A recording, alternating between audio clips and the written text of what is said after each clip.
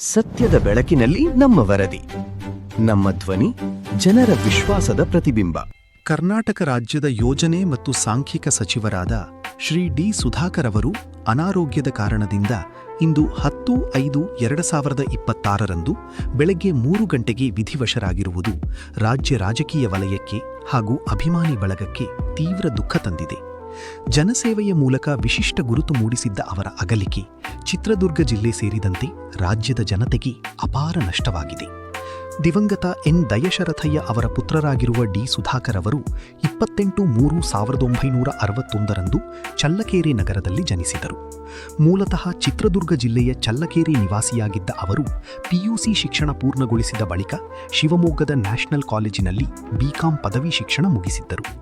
ವಿದ್ಯಾಭ್ಯಾಸದ ನಂತರ ಉದ್ಯಮ ಕ್ಷೇತ್ರದತ್ತ ಗಮನ ಹರಿಸಿ ಬಳಿಕ ಸಾರ್ವಜನಿಕ ಜೀವನದಲ್ಲಿ ಸಕ್ರಿಯವಾಗಿ ತೊಡಗಿಸಿಕೊಂಡರು. ಅವರು ಶ್ರೀಮತಿ ಹರ್ಷಿಣಿ ಅವರೊಂದಿಗೆ ದಾಂಪತ್ಯ ಜೀವನಕ್ಕೆ ಕಾಲಿಟ್ಟಿದ್ದು, ಕುಟುಂಬದಲ್ಲಿ ಒಬ್ಬ ಪುತ್ರ ಹಾಗೂ ಒಬ್ಬ ಪುತ್ರಿ ಇದ್ದಾರೆ. ರಾಜಕೀಯ ಹಿನ್ನೆಲೆಯ ಕುಟುಂಬದಿಂದ ಬಂದಿದ್ದ ಡಿ ಸುಧಾಕರ್, ಸಾಮಾನ್ಯ ಜನರೊಂದಿಗೆ ನಿಕಟ ಸಂಪರ್ಕ ಹೊಂದಿದ್ದ ಡಿ ಸುಧಾಕರ್ ಅವರು ರಾಜಕೀಯ ಜೀವನದಲ್ಲಿ ಜನಪರ ಕೆಲಸಗಳ ಮೂಲಕ ಗುರುತಿಸಿಕೊಂಡಿದ್ದರು. ಸಚಿವರಾಗಿ ಕಾರ್ಯನಿರ್ವಹಿಸುತ್ತಿದ್ದ ಸಂದರ್ಭದಲ್ಲಿ ಅವರ ಅಗಲಿಕೆ ಸಂಭವಿಸಿರುವುದು ರಾಜ್ಯ ರಾಜಕೀಯಕ್ಕೆ ಅಪೂರಣೀಯ ನಷ್ಟವೆಂದು ಹಲವು ಗಣ್ಯರು ಸಂತಾಪ ಸೂಚಿಸಿದ್ದಾರೆ.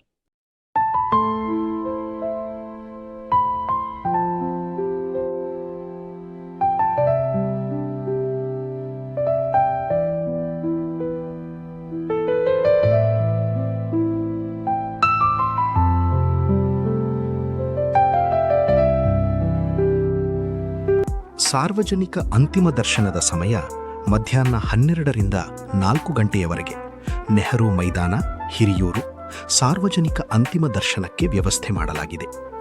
ಅನಂತರ ಚಳ್ಳಕೆರೆಯ ಸ್ವಗೃಹದಲ್ಲಿ ಪೂಜೆ ಹಾಗೂ ವಿಧಿವಿಧಾನಗಳು ನಡೆಯಲಿವೆ.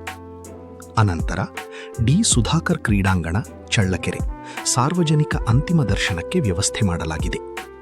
ಅಂತ್ಯಕ್ರಿಯೆ ಸಮಯ 11/5/2026 ಮಧ್ಯಾಹ್ನ 3ರಿಂದ 4 ಗಂಟೆಯವರೆಗೆ ಅಂತ್ಯಕ್ರಿಯೆ ವಿಧಿವಿಧಾನಗಳು ನೆರವೇರಲಿವೆ. ಭಗವಂತರು ಅವರ ಆತ್ಮಕ್ಕೆ ಶಾಂತಿ ನೀಡಲಿ, ಕುಟುಂಬ ವರ್ಗದವರಿಗೆ, ಬಂಧು ಬಳಗಕ್ಕೆ ಹಾಗೂ ಅಭಿಮಾನಿಗಳಿಗೆ ಈ ದುಃಖವನ್ನು ಭರಿಸುವ ಶಕ್ತಿ ನೀಡಲಿ ಎಂದು ಸಿ ಟೌನ್ ನ್ಯೂಸ್ ಪ್ರಾರ್ಥಿಸುತ್ತದೆ.